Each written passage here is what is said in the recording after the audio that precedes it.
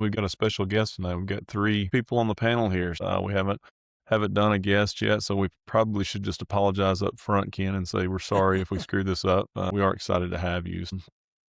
We'd always said all along, Ken, that we would at the right time have a guest on, and our whole genesis of this is just to have a respectful conversation. We believe that there's a reason Joe Rogan's popular because he sits down and has respectful conversations, and it's what we've tried to do. Randy and I have been friends for approaching 5 years now. We've got different views of the world. We share a lot of common interest and believe a lot of the same things, but there are some things that we don't see eye to eye on, but that's where we've had a lot of fun, and that's the 85-15 podcast comes from. We agree on about 85% of things, 15% we don't, and we have a lot of respectful conversations on the 15, and have looked forward to the point where we could have a guest where we could do the same thing, and that's what we want to do with you is, I'm inquisitive, Randy's inquisitive, we like to learn. Probably the biggest thing for me on this podcast, and I think Randy's smarter than I am, but I've learned a lot. A lot of things I thought I knew some things about, but we force ourselves to do some research. So again, it's a pleasure to have an expert in a field to learn from. So Well, thanks for having me. I mean, I agree with you on the respectful conversations. I love it. In fact, there was a period of time where I was looking for, people that disagreed with me to go talk to. And when you have a respectful conversation, you challenge each other. But when the other side turns off their listening ability and just goes into racial comments and accuse you of all kinds of things that, to me, just kind of shows they don't have a response on the merits. So they have to resort to toxic language. It's not really even fun. yeah, not fun and not helpful, and we need less division and more conversation. And I believe conversation is one of the things Randy and I have been challenged from people who have listened is like, you guys agree on too much. Well, but what's funny is a lot of that's because some of the things that Randy and I historically had not agreed upon, when we were able to sit down for an hour and a half and talk through it in a respectful, longer form, we found out we had more common ground than not. So Seems like there was an I'm gonna get, article over the weekend on the 4th asking that question. Are Americans, are we really as divided as everyone makes it seem, or is there more that we all agree on than we realize? And I really think, the World Cup has really shown and highlighted that there's a lot of good about our country, and that a lot of the I guess throwing gasoline on an open fire is really just politics trying to divide us so that someone can win one more election. And there is so much more that brings us together than takes us apart. yeah, I've joked about the great philosopher Charles Barkley. He said not long ago, it was a few years ago, that he believes that most rich people and poor people are good people who would get along if they sat down and talked. Same thing with blacks and whites. And he went that, but we allow the media and politicians to divide us. As a result of the World Cup, people have discovered Buc-ee's, and I've just macaroni and cheese with brisket in it or chopping it. And I was like, would have never dreamed I would love something as silly as that, but it's my favorite thing at Buc-ee's right now. Randy and I have talked about that. The World Cup, I think our media lied to the world. They lied to us. And it's been funny to hear people from all over the world say, your media lied to us. They owe you an apology and they owe us an apology. They love the people. Our stadiums are nicer than their stadiums. It's been very intriguing listening. Buc-ee's has been hilarious because I don't really understand Buc-ee's a lot, but it's been, I wish a lot of people would look at what other people think of our country after visiting here. And our country is simply just a collection of the people. There's a lot of really good people here who share, I believe that like the 80% of the middle of the people, kind of moderate centrists would agree on most things, safe cities, a lot of those. So that's a good segue. I'm going to kick us off with a little bit of an opening, a little bit of an intro, Ken, and then I want to kind of thought-provoking question. I'll turn it over to you. So we are diving into a topic tonight. It is becoming and has been, but it's becoming an even more increasingly hot topic around no cash bail, electronic monitoring, and whether the current kind of pretrial system we got is the right balance between protecting individual liberties and public safety, especially when you look at violent crimes. We've got a couple of specific instances I know we want to talk about, but a couple of those high profile cases have brought it back to the forefront. There was one in Chicago I know that came up that we'll talk about, where a guy was accused of murdering his pregnant wife, was put on electronic monitoring device, was waiting trial, shockingly cut the monitoring device off, fled the country 60 hours later, was found in Italy. And there's a lot of things to look at what went wrong there and what could have gone right. So I think we can dive into that. First off, though, I want to give a little bit of an introduction to you. And again, thank you for joining us. We're really excited about having you on tonight. So our guest, Ken Good. Ken has spent more than three decades practicing law in Texas. Earned his law degree from Texas Tech. I know Randy likes that. I still think that's the common connection of how we ended up here to Texas Tech. I'm outnumbered as a Longhorn fan who grew up in Alabama. Don't hold that against me, though. So Ken's argued cases before the Supreme Court of Texas, the Texas Court of Criminal Appeals, and the United States Court of Appeals for the Fifth Circuit. Also serves on the board of directors for the Professional Bondsmen of Texas, is the author of Goods on Bail, a widely used practice guide for professionals, and has written extensively on bail reform and what effective reform should actually look like. Again, Ken, we really appreciate you taking time to join us. We're excited about this. Before we go into, the deeper part of the topics, just to give people a little bit of flavor of who you are, would love people to get to know you. So a couple just questions off the top. If you would, tell us a little bit about your background, what led you to practicing law, and ultimately the specialization in kind of bail and pretrial and some of the things you've spent your career on. Well, that's a good question. What led me to go to law school? Well, my parents were public school teachers. My grandfather, my mom's dad, was a sharecropper. So I think you learn really good blue collar values from people like that because they teach you the value of working hard and you're not afraid to work hard. So, but I grew up in a time where my parents taught me and my brother we would go to college when we finished high school, and they taught my sisters that you would get married and then after you have kids you'll go to college, and that's essentially what happened. But this sounds really stupid, but I'm going to say it anyway. My mother and I used to stay up late at night watching Perry Mason. Sunday night they would have the news, and then at 10:30 to 10:35 they'd have Sports Extra, and then starting at 10:35 they'd have Perry Mason. And my mom and I would stay up late every Sunday night and we would watch Perry Mason. And so I had a very unrealistic view of law, but I wanted to go to become an attorney because of Perry Mason, because, every week there was a Perry Mason moment. And I probably had one or two Perry Mason moments in my entire career, but I've actually had one or two. But then I went to law school and, my parents were public school teachers. And I thought, well, I'll just be an attorney that practiced school law, which I don't even know what that is anymore. But I got a job, and that took me to Tyler, and I practiced law representing doctors in hospitals. I started doing appellate law, and then through my appellate law, I got kind of guided into representing bondsmen and their problems, and that has developed into its own little practice. I was asked to go to a hearing on a federal court case on bail, and I went to it and I was very upset with the judge. I thought she was going in the wrong direction. She was interpreting the law incorrectly, and nobody was telling her our side of the story. So I decided we had to become experts in this area of the law because if we didn't, nobody else would. And I think I was proven right about that judge. She's been, reversed 7, 8, or 9 times on that one case. And so I think I've been proven correctly, and I've written a lot of articles about it to highlight that I thought she was wrong and that she turned out to be wrong, or the Court of Appeals agreed with me and disagreed with her. And so that's kind of developed. But, really what I'm most proud of is I'm married to another lawyer, and she and I have 2 girls. Our oldest just got married 10 days ago or so, and our youngest is a senior in college. So I feel like, life is starting to pass me by, or I'm getting to the point where things happen very quickly. The years seem to stack up very quickly. You blink and it's summer, you blink and it's summer, you blink and it's summer.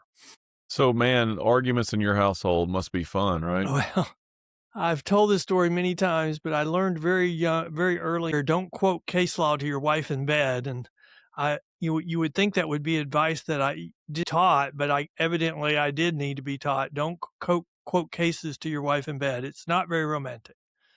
Sounds like a good piece of advice. So here's something, and this is something Randy and I've tried to do when we go research each topic we're talking about is I love to start at the fundamentals. Again, I'm Mhm. not the smartest guy, but I always like you hear words, you hear phrases, you hear things, and everybody has a concept of what it is, and I'm bad about that. And I told Randy the best thing for me is each one of these I've learned something about every topic we've talked about. We've just kind Sure. of Sure. we're 2/3 of the way through a series kind of on libertarianism Mhm. and limited government, and I thought I knew a little bit about it until the more I spend, and then I realized I'm dumber than I thought the more I do research. So I think it would be helpful to Randy and I and to people listening when you hear and people hear the word, bail bondsman, there's an immediate Mhm. something picture that comes to my mind. I'm sure to Randy's and to our audience. But what's kind of the misconception around bail bondsman in the system? What is it, and what are the common misconceptions around that? Well, I think the biggest misconception is that Dog the Bounty Hunter is a bail bondsman. He's not. I mean, he's not a bondsman at all. He's a recovery agent, and he's a recovery agent that's high profile. But I think what is bail? Bail dates back all the way to our founding fathers. It's part of the common law that came over from England, and common law means just custom and practice. So a bail bond historically is a document signed with a court. There's a principal, which is the defendant who's been accused of a crime, and there's one or more sureties, and they're promising that the defendant will show up for court. So this doesn't have anything to do about guilt or innocence. You've been accused of a crime, and what assurance are you giving the court that you'll return? And the private surety, private bail industry, they're guaranteeing your appearance. And if you don't appear, whatever the face amount of the bond is going to have to be paid to the county. And so that's kind of the way bail works for the private industry. The problem with all this bail reform is that we're trying experiments that are failing dramatically.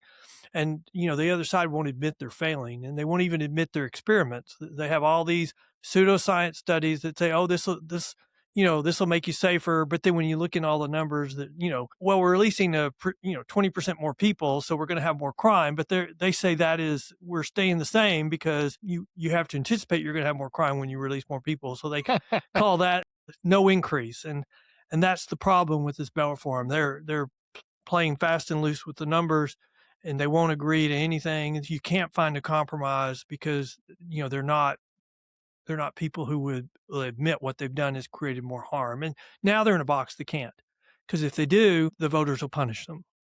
Yeah, I've got a pretty sinister theory that I'll say for a little later, but I'll hit it eventually. That I believe some of it may be intentional by some people, but we'll get to the end of that. I want to hear the more academic version of all of it before I. I just wanted to say the idea of no cash bail. I didn't realize that, at least in certain states, that was almost the regular rule of thumb that was implemented. I know that in Texas there is not as much of that, but I know that in Chicago, for example, I think I read that Hmm. in Illinois, like almost 90%. In fact, it looks like they're shooting for 100% no cash bail. Hmm. As just a citizen who's concerned about public safety, I find that almost horrific. And I understand that the argument about ensuring that bail is not unreasonable, that for those individuals who are not a threat, although who's making that judgment kind of concerns me a little bit, perhaps should not be so encumbered by the cost of bail that they end up having to spend time in jail that perhaps is unwarranted. At least that appears to be the argument.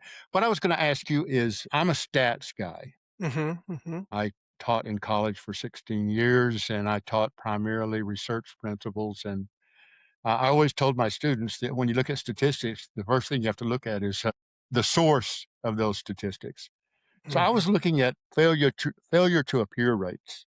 And I'm gonna let you speak to this because the rates seem to vary wildly across the country. National statistics, at least from one source, say that when you've got a serious felony offender, that the FDA rate is somewhere between 15 and 20%. But that as you get into misdemeanors and civil cases, that can climb up to almost 70%. And what I found interesting is that New York did a study and they claim that their FTA rate is about 17% across Mhm. the state, while Texas shows a rate of about 67, 68%. Where's the truth in this? That is such a good question. Here's the best example I can give you.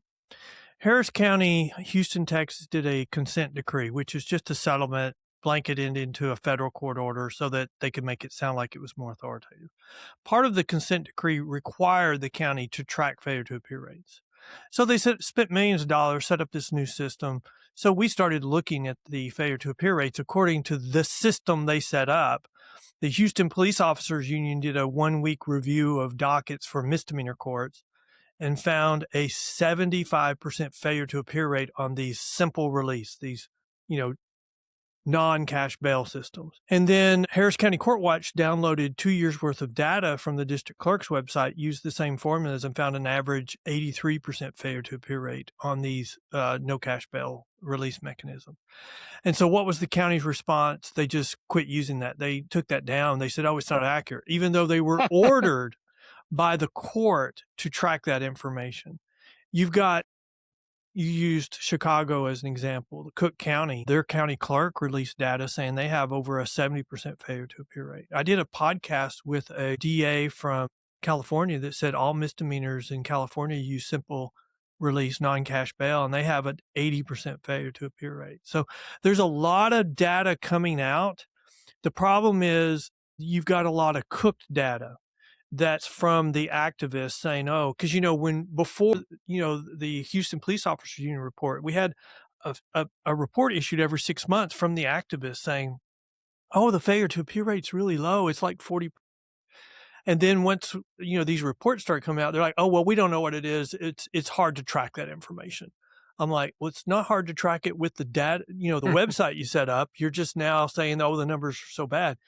And what you're seeing now is you're seeing a focus from the activists saying we should only look at willful failures to appear when they willfully, intentionally missed court. And I look at that as an admission that the failure to appear rates are really bad for them on these simple release, non-cash bail systems. So now they're trying to refocus the debate all on something completely different and say, well, we should only punish people for an intentional failure to appear. And the problem with that is any failure to appear damages the court the same because courts can't go forward without you present. You have a constitutional right to be present. So if you miss court, your Mm, case gets put on hold. And also right. you have a Fifth Amendment right not to testify against yourself. So how are they going to determine whether you had an evil intent if you're not going to testify against yourself, if they can't force you? And so it's just one more attempt to tie the hands of the judges so that they can't do anything when someone fails to miss court. And when you miss court, cases get put on backlog. What's that do? That puts pressure on courts to dismiss cases because that's the only way you can get over a big backlog. And when you start dismissing cases, criminals see that as a green light to commit more crime. Let me ask you a question around that, Ken. I mean, again, going back to kind of the definitions of things, you hear bail reform all the Mhm, time, mhm. right? That's a buzzword phrase. Sure. Kind of when did that start, and what's your interpretation of the intent of that, and what do you believe the real intent of that is? Well, I think it all started from an argument of we're going to have to change the way we do bail because the courts are going to hold it unconstitutional because it is unconstitutional. That was the original argument. And so the original push in Harris County was because of this argument that it doesn't matter, the courts are going to hold it unconstitutional. And so we went for a period of time based upon that argument. The problem is the Fifth Circuit and the Tenth Circuit have now held bail constitutional. And so then the argument went from it's not constitutional to, well, it's just not fair. We need to treat everybody the same when bail is never intended to treat people the same. I mean, so you're seeing a lot of this bail reform now being based on what's fair. So like New York is a really good example. They made a list of crimes, and if you're on that list, mostly low-level misdemeanors or really misdemeanors because some of them are high-level misdemeanors. If you're on that list, the judge has no discretion. He has to release you without bond on on no bond, which in Texas it would make it sound like you couldn't be released, but it means you're released without bail, like on your own recognizance. And the problem with that is when it's a charge-based release system, doesn't matter how many times you commit that crime, as long as you're on that crime, the judge has to treat you the same as they treat everybody else, no matter what your criminal record is. And that's probably the biggest problem or the biggest assumption now is this argument that we need to treat everybody the same when the criminal justice system was never intended to treat everybody the same. I mean, it's intended to give as much pressure as needed to cause somebody to change and become a productive citizen. But when you set up a system where we're going to treat everybody the same and you set up a system where they can miss court 17 times and there's no accountability for it, they just keep getting released on the same bond over and over and over. Well, then that's a problem. I mean, that's a huge problem. It doesn't work. Yeah, one of the things Randy and I've talked about before is when a lot of times, like Department of Education, the last thing they're really focused on is education. So a lot of times when you use a term, that term is used as a distraction away from the real thing. My novice opinion, I don't believe bail reform was really set out to reform Yeah, bail. I agree with that. And you may think bail needs reform. I'm curious No. if you do, but if so, is there a way to do it to accomplish what's being done? But Well, but I the just problem is personally don't believe that's what they're doing. when you have activists or people advocating for something, you try to find a compromise. The problem we have right now with the activists, when they were going for the DAs and soft on crime DAs, and they were pushing through reform, they were having a big impact on crime, and it was negative. And so we found that those soft on crime DAs had a short shelf life. Either they would only have one term or two terms, and then they usually were followed up with a law and order DA. So, and that's not what they wanted. And they wanted to, but they did a lot of damage really quickly. Now they've kind of gone into some judges, and now they're getting some hits with the judges. Because I had a sheriff tell me one time, I went to the court because I did not want this defendant released, and the judge called me up and said, my party wants these people released, so I've got to release them. So it's all about politics. And then I think another argument that you hear, which is very political, is that we have a we have a systemic racist system, which I completely disagree with. I mean, they're like, well, we have too many, of one minority group in jail. Well, there's a reason for that. There's too many studies that show we have a lot more crime being committed by one minority group. And I mean, there's scientific studies that explain that. In Minnesota, the police followed the crime all the way down to who reported it. And the people reporting the crime were of the same racial group as the ones that were being arrested. And that racial group committed 10 to 1 more crime than others. But once they got into the criminal justice system in Minnesota, suddenly that racial group got better treatment than the others. And so, first of all, if they're getting better treatment once they get in the system, we don't have a systemically racial system. And second of all, if they're committing 10 to 1 more crime than other racial groups, which there's a bit long explanation for that. And the biggest explanation is for a long time in our history, we didn't care. As long as they committed only crime in their racial group, we didn't go after them. And so they have generations where they found that if they committed crime in their racial group, then they could get away with it. Well, we got to the point where now we care. And so now that we care, then they have to change their actions or there's consequences for it. Now we're having this whole debate about race, and it's really, I mean, if you think about it and you look at our history, when they say we have too many of one race in jail, we're saying that racial group, the demographic as a whole, cannot have public safety because we predominantly, commit crime within our racial groups. I mean, 50% of all murder victims in the United States are young black males, and by and large, the people committing those crimes are also young black males. So if we're siding with the young black male murderer over the young black male decedent, then we can't have public safety. Am I going too far to say that I don't believe there should be no cash bail under any circumstances? Is that You are going too far. Is that going too far? And the only reason I ask that is I've seen some of the arguments that, especially on civil cases and things like that, that a lot of times it's a person did not appear because they forgot the court date.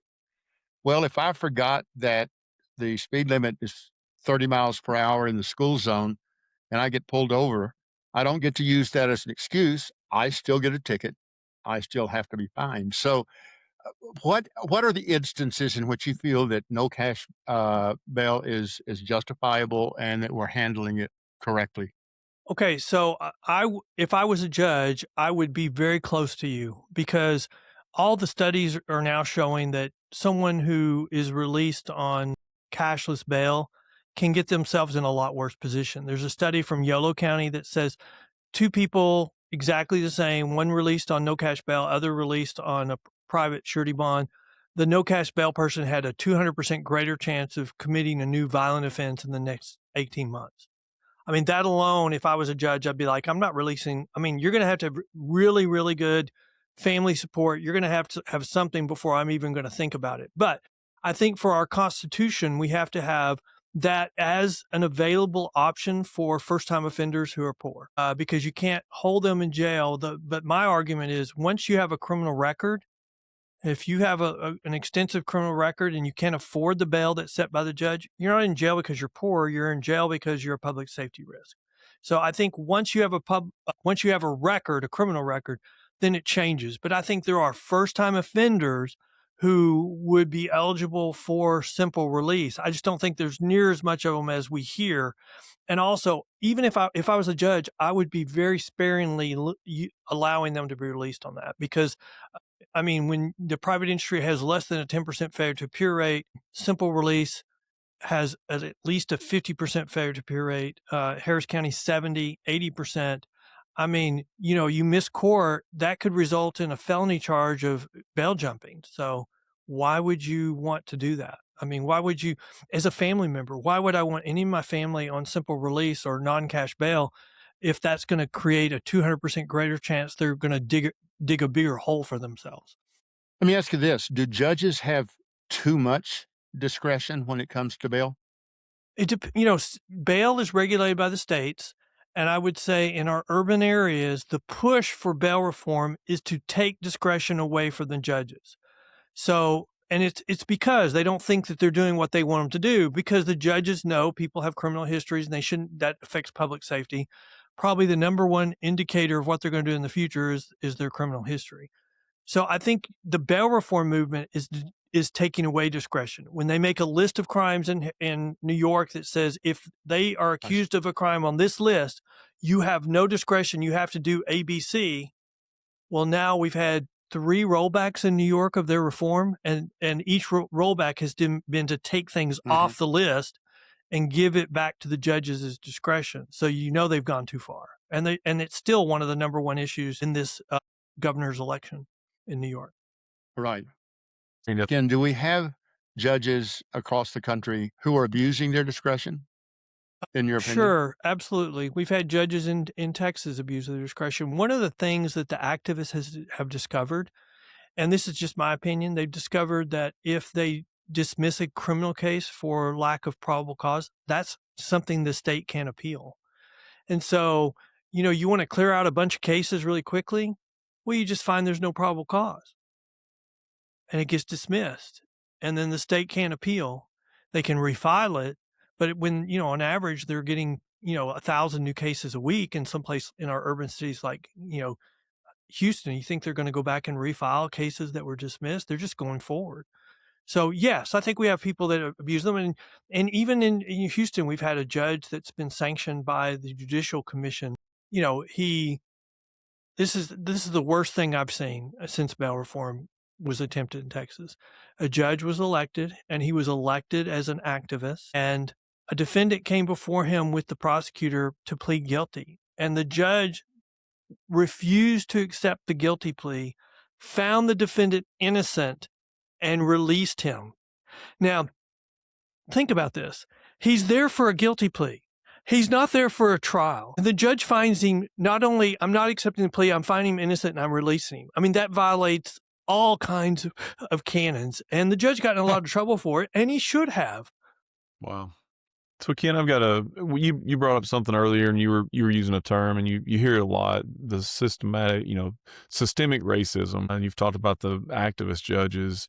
You know, my belief is systems aren't racist. Systems are merely systems.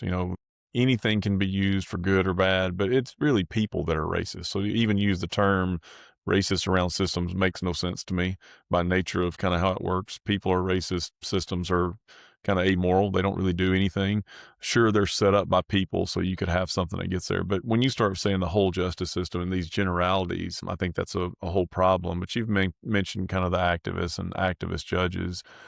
So, in your opinion, is this sure? I'm sure there are some people who are genuinely trying to do bail reform for the legitimate, correct reasons, but it sure seems like in a lot of these places, it's a lot of Soros, funded DAs and other things that we're getting to where the activist judges and activist people that are participating in the name of bail reform because it's racist or whatever, it doesn't feel like it's for the sake of bail reform. I mean, what are your thoughts on that? I mean, you said we do need bail reform in some areas, but it feels like they're using something that may need some tweaking as an end to do something bigger. What are your thoughts around that?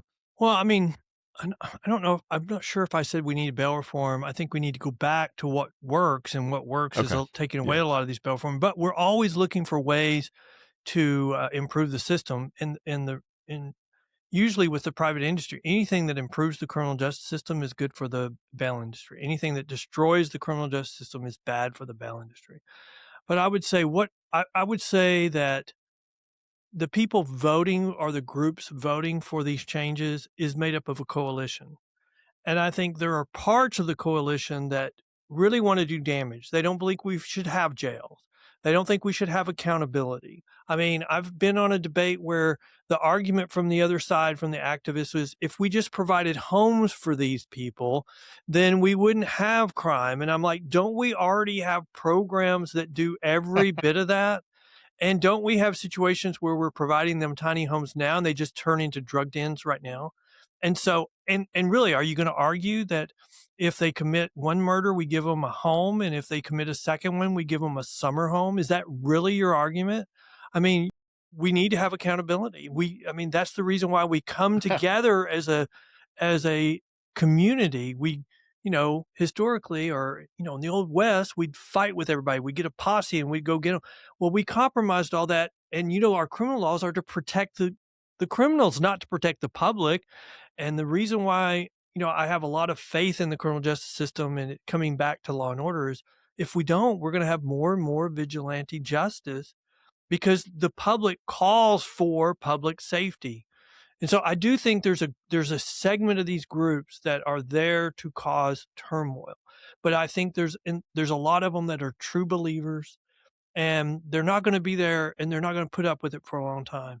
But I don't think we've hit the extremes yet. Look at what happened in New York in the most recent election. Some of the Mamdani endorsed people won, but I think we're at the point where those people are not winning except in the Democrat strongholds. So that's good for the country, bad for those areas.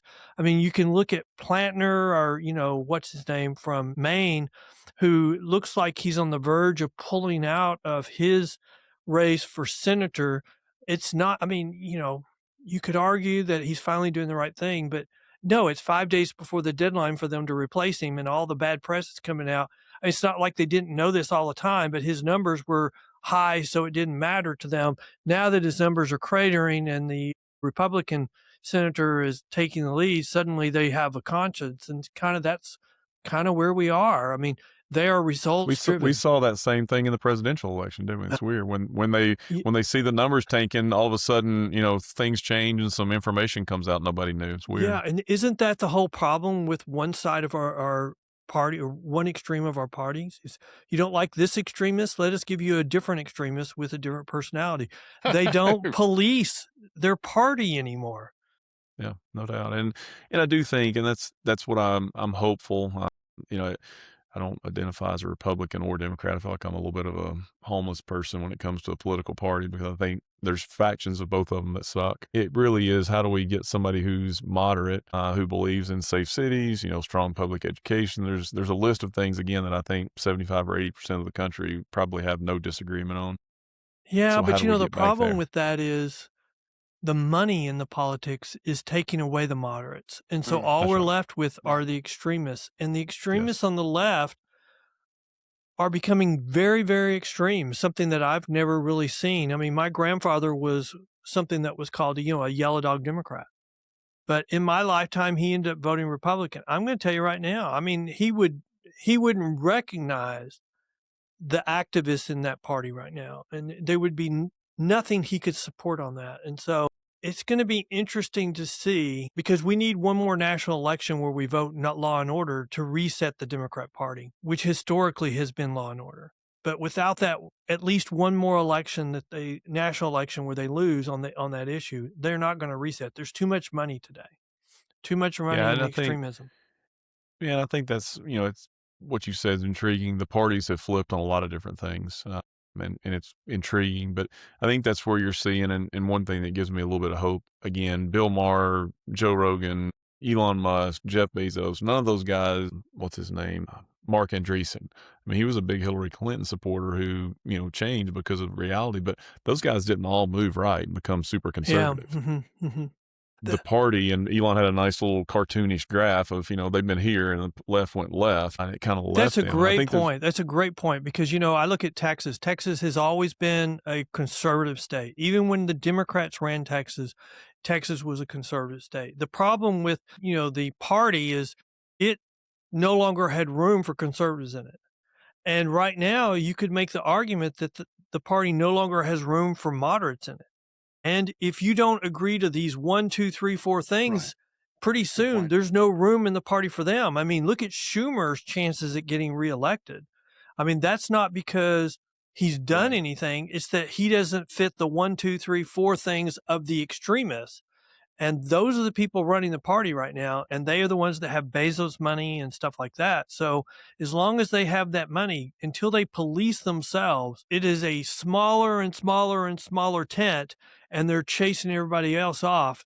Tucker Carlson has announced, or there's been articles saying he's going to try to start his own party. I would say Trump talked about doing that, but you know who he went and met with? He met with the pros who did that or tried it and didn't have any success, and made it easier for one of the two parties to win on a plurality, a smaller plurality. So I think that, Tucker says he can't vote for the Republicans anymore. He says he could never vote for the Democrats. Then, I mean, to me, it just sounds like publicity for his show. Elon did the same thing when he and Trump got into it, and then he kind of came off the thing. I think there's got to be some kind of realignment, but I think, a couple things around this. So, I think you're in agreement with kind of what we're saying. There is a faction of the Democratic Party that is bastardizing this term bail reform, in the name Absolutely. of trying to help Absolutely. poor minority people. Well, I I think think it's that's worse than that. I think they're using it for the next election. Before a national election, probably not this last time, but probably every time for the last 5 or 6 before that, you would have something happen in the news and they would start having protests, yes. all these public things, and then they'd say, "Oh, you need to get angry, you minority group, get angry, and you Mhm. need to come out and vote in bigger numbers." The problem Oh, is, Minneapolis. yeah, What yeah, happened in and then, Minneapolis when uh-huh, Nick Shirley shows up and he highlights the Leering yeah, centers and some of yeah, that. It's shocking how the protests started happening over ICE. yeah, And then it kind of calmed down once, when Nick Shirley yeah, went to yeah. California, it calmed down. So Well, but it's then, it's intriguing. once the elections were over and they won, then everything went back to normal. That's what happens when you create a mob. You lose control of the mob, because then the mob started voting for the true believers. And that's really what you're seeing. The Chuck Schumer debate about him being able to win re-election, the AOC, is they went and turned their backs on the party elites and voted for the true believers. It's just that the true believers are downright crazy in my book. So I got a question around compromise, and again, kind of what we try to do is there a compromise with what they're trying to say is bail reform? We talk about overcrowded jails, some of the things because there is a balance between liberty, public safety. What is that? In the Chicago case we talked about, the guy cut his ankle bracelet off, and it took him 60 hours to figure it out. Randy's done some research. I was talking to a guy at work that he does a lot of AI stuff, and he's done some data center monitoring for similar things such as ankle bracelets. Is there any, to me, violent criminals, if you're suspected of murder, you shouldn't even be in the discussion. But is there a world where there could be a compromise to say if there was a legitimate discussion going on, and we assume it's not activist, but if there really was, hey, we're trying to get people out of jail, that are nonviolent, is there a world where that could exist? You know, The technology work, or what are your thoughts on that? I think the little known theory, or the little known the secret that people don't realize is it's more expensive to be on a GPS monitor than it is to have a private bail bond. I mean, that's expensive. And, you know, we have groups or companies that monitor the GPS, but it's like the guy that you just talked about. I don't think it's Chicago, I think it's Houston. But, if you wait till 5:30 on a Friday and cut off your monitor, you've got a 3-day head start. And what if Friday's a holiday? Then you can start Thursday at 5:30, because, the GPS monitoring company is going to send their email notification, but there's nobody at the court that's going to see it until the next business day. And so this guy cuts off his monitor 5:30 on a Friday, and then he ends up traveling from Houston to Canada. And in the meantime, he picks up a fake passport, and then, he's grown out his hair and his beard for 8 months. So, something's up. And then he's in Canada, he flies to Italy. And then when he lands in Italy, they discover that he's flying on a fake passport, and that's how they get him. And he's now in Italy claiming asylum because he says they want to give him the death penalty because he killed his wife, and I think his pregnant wife, and so his Yeah, unborn child. it was Houston. You're right. We've been going back and forth, Chicago, Houston, but yeah, it was. That's the Well, I think exact there's case another was. example from Chicago where a guy, kills, he was out on a simple release, and he ended up killing a police officer. So, I mean, we have examples from both places. And so I don't think that the GPS is a really good a remedy. It's not foolproof. And people say, well, if you highlight that, aren't you just telling criminals what to do? You really think a criminal can't figure out that the court's not in session on the weekend, and that if there's a long weekend, you think they can't figure that out? I'm sorry. I think they can figure that out pretty quickly. This guy was pretty smart.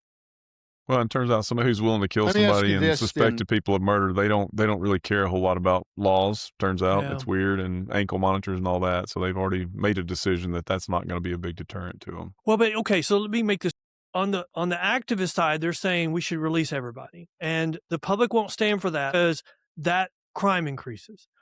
But on the far right, they're saying let's hold everybody, all violent offenders, or these crimes are going to hold them until trial. The problem with that is the public is not going to pay for that. So you got to find a compromise, and really, honest to God, the compromise is relying more on the private industry, but putting strong accountability with it. So you had your chance. You had your chance and you screwed it up, so now you're going to go to jail. And if we would do that, the people in jail would go up, but then it would go down as criminal defendants change their conduct. Yes, sir. Yeah, I was just going to ask you once again, statistics, you never know what to believe. If you can believe some of what is out there, it would appear that the electronic monitoring systems are simply an abject failure, that 80% of the alerts that are received are false alerts, that it creates what some have referred to as alert fatigue.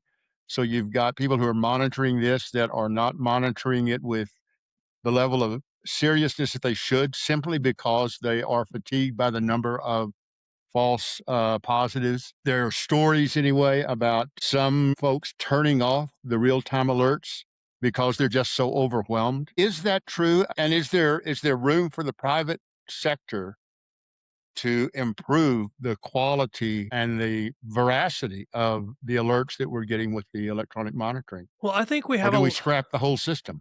Well, I think we have a growing industry of the private industry. The problem is the interface with the courts. And let's compare the system that you just mentioned with the private industry, where someone gets out on bail, they have to report weekly or bi-weekly to the bonding company, depending on the severity of the crime. And if it's a very severe crime, they say, not only do you have to report, you have to come to our office.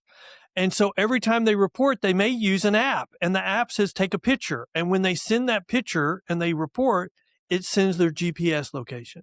Now, I think we would agree that of the two that we just talked about, with all the false negatives and the cutting off, getting a head start, one is far superior than the other. And I think far cheaper is Yes. also what the public does not know.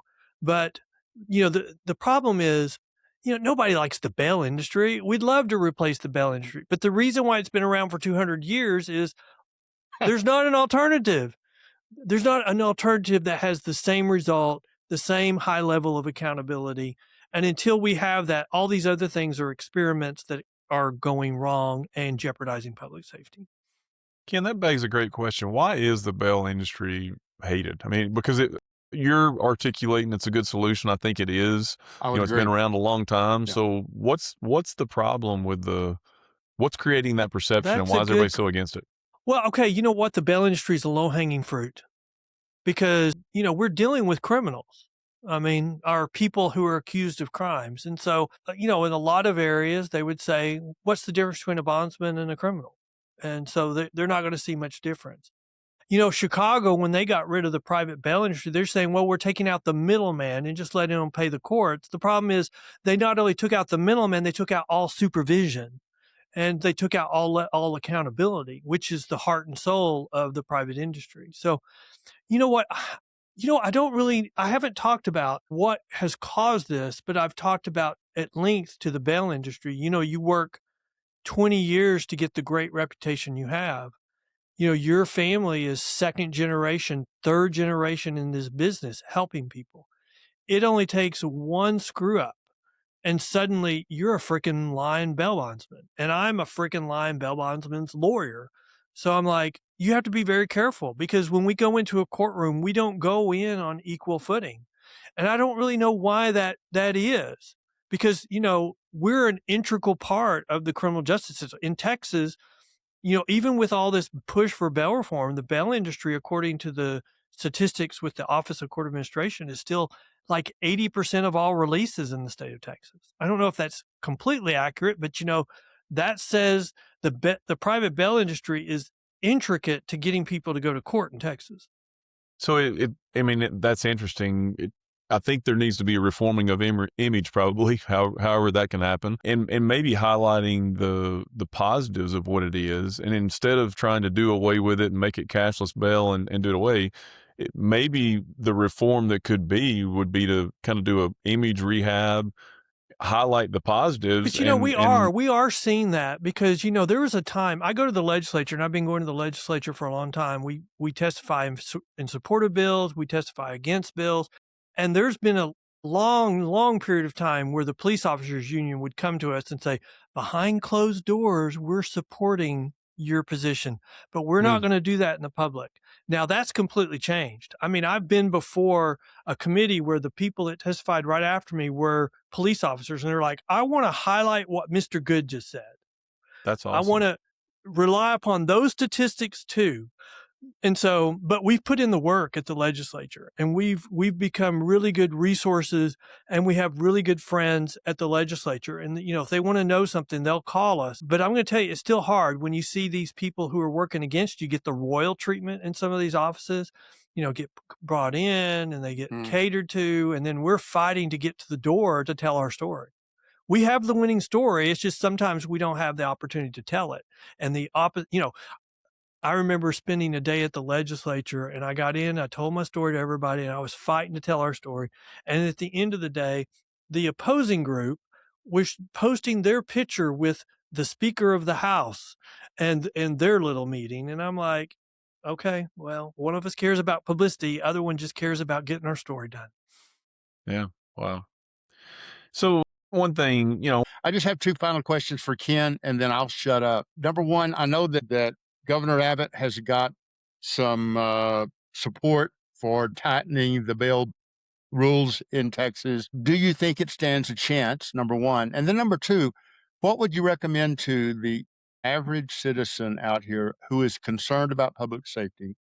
How can we influence the Mhm. decisions that are being made within our states and within our communities? Well, in Texas, we've passed two major bail reform bills. So we have SB 6 from 4 years ago and SB 9 from this legislative session. And both of them are to strengthen the criminal justice system and the bail industry, not weaken it. So Texas has really gone has done a good job on strengthening the criminal justice system. Okay. They also passed a constitutional amendment this session that the voters adopted, which said if you're accused of one of 9 offenses, the DA can ask that you be held without bail. And so we have 9 offenses where the judge can deny bail. What the governor's agenda for this upcoming legislative session is dealing with is he wants people who are in this country illegally to be denied the right to bail, so they get held. The bail industry actually supports that because right now we have a terrible problem where when somebody wants to get bonded out of jail, the jail will not confirm if there's an ICE hold. They're precluded by federal law from confirming that. And so we have to deal with the family. And if the family lies to us, then we post a bond. Well, that gets them released from the local jail. But if there's a hold from ICE, well, then they get turned over to ICE and then they get deported. And in that situation, the bail industry owes 100% of that bond in a lot of counties. And so we don't usually like to charge 10% to then turn around and pay 100%. And so that would fix that. But they brought that up this last legislative session. It wasn't even close to passing. I don't think, if the Democrats gain a couple of seats in the House, it'll be even further away. That's one of those litmus tests from the far left. If you vote for this, we'll put up somebody to run against you. So that'll be hard to pass in Texas.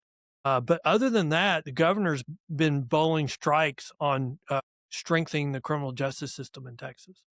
Good. Yeah, good stuff, Ken. And one thing I want to make sure is that, we always like to end with kind of a solution. We always present problems. That's how we start. We kind of end with a solution. So I want to make sure before we do wrap that you feel like you've had a chance to articulate what you think the solution is. I love Randy's question of, how can we. Yeah. I think too many people get wrapped up in national politics and worry about who the president is, but not many of us actually get involved in local things and how we can be part of the solution. And most people don't know who their city councilman is. So would love to know, what's your solution? How do we make sure we're supporting the right solution, and then make sure you have a chance to say just anything you want to say. Make sure you get the message out.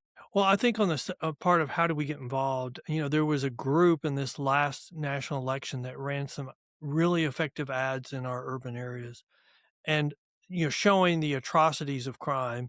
And they just ended with vote Republican judges.